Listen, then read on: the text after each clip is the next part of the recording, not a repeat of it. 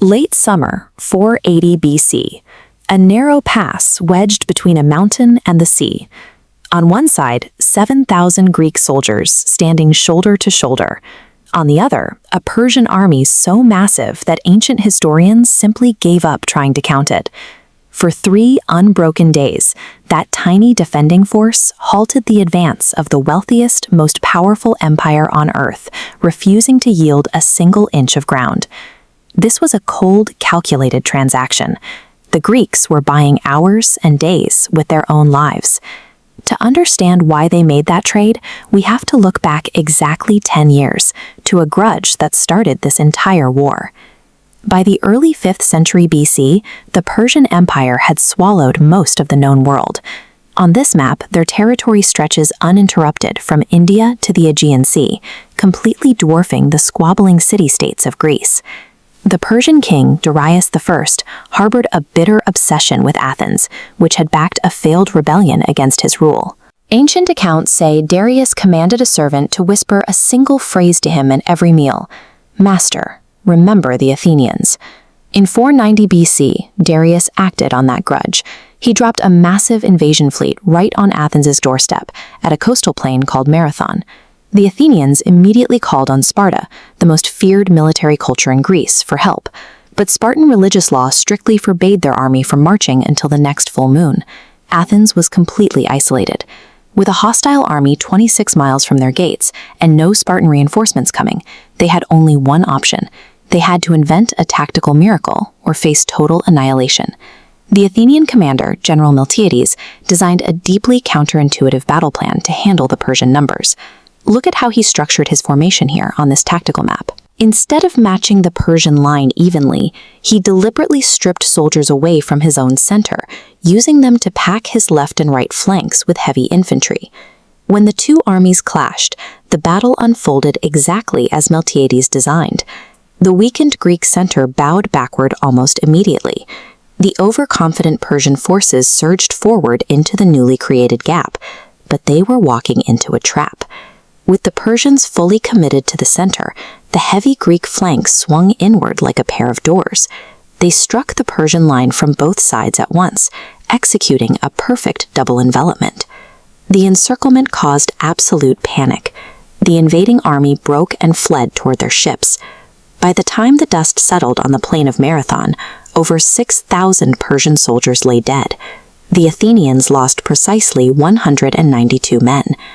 Marathon proved that imperial numbers meant nothing if you could control the space where the fighting actually happened. Humiliated, Darius swore to return, but he died before his second invasion could launch.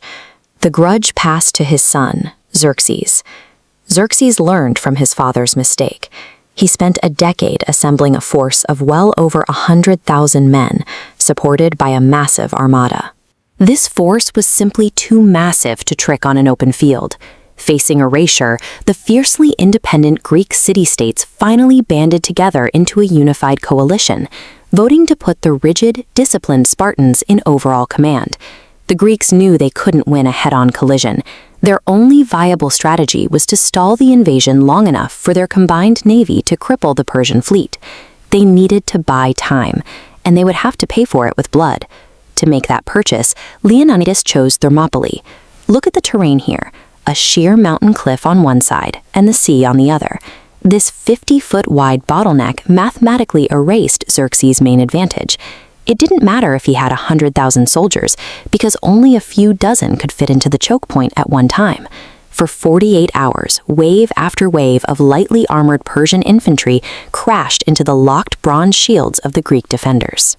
The line held firm, piling the narrow pass with casualties and halting the empire's momentum entirely. Then the strategy fractured. A local resident named Ephialtes, hoping for a rich reward, approached the Persian camp. He led Xerxes' elite troops up a hidden goat path through the mountains, bypassing the bottleneck and emerging squarely behind the Greek lines. Leonidas saw the encirclement coming. Knowing the position was lost, he ordered the vast majority of the Greek army to retreat south to fight another day. But Leonidas, his 300 hand-picked Spartans, and a few hundred loyal allies locked their shields and stayed behind. With nowhere to retreat, They fought in the claustrophobic dirt until every weapon shattered. Ancient historians record them fighting with broken spear shafts, and then their bare hands, and then their teeth, until the sheer weight of the Persian army finally overwhelmed the last man. The Spartans were entirely wiped out. The Persian army broke through the pass, but the brutal delay had achieved exactly what Leonidas intended. Those 3 agonizing days at Thermopylae gave the Greek fleet the time they desperately needed to organize and maneuver. Shortly after the pass fell, the Greek navy baited the massive Persian armada into another narrow strait at Salamis, tearing their fleet to pieces. Without their ships to supply them, Xerxes' land forces were stranded, starving, and vulnerable. The following year, a unified Greek army cornered the remnants of the invasion force at Plataea and destroyed them, ending the Persian threat for good. Today, a stone monument of King Leonidas stands quietly over the hot gates at Thermopylae, marking the exact spot where that rearguard action took place. A massive empire hurled everything it had at a fractured group of city-states. But Marathon and Thermopylae proved that overwhelming power has absolute limits. With the right ground, a unified front, and a willingness to spend lives for time, the impossible becomes achievable.